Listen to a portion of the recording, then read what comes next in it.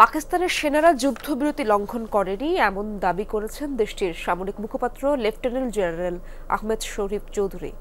সাংবাদিকদের এক প্রশ্নের জবাবে তিনি বলেন, পাকিস্তান কখনো যুদ্ধবিরতির জন্য অনুরোধ জানায়নি। দাবি, গত 6 ও 7 মে নিজেরাই পাকিস্তানে কাপুরুষের মতো হামলা চালিয়ে তারাই আবার মধ্যস্থতার অনুরোধ জানিয়েছে। তবে পাকিস্তান স্পষ্ট বার্তা দিয়েছে, উপযুক্ত জবাব দেওয়ার পরেই কেবল যোগাযোগ করবে।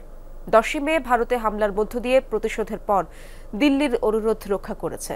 লেফটেন্যান্ট জেনারেল শরীফ বলেন, ভারত পাকিস্তান যুদ্ধের কোনো সুযোগ নেই, কারণ এর সাথে 160 কোটি মানুষের জীবন জড়িত।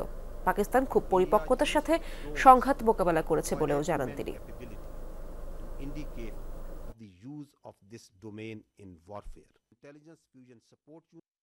India used drones to violate Pakistani air. সেনাবাহিনীর মুখপাত্র হিসেবে 200% নিশ্চয়তা দিয়ে বলতে পারি যে আমাদের সেনারা এলওসিতে যুদ্ধবিরতি মেনে চলছে। আমরা পেশাদারিত্বের সাথে কাজ করি এবং নিজেদের দেয়া প্রতিশ্রুতি রক্ষায় সরকারের নির্দেশনা কঠোরভাবে মেনে চলি।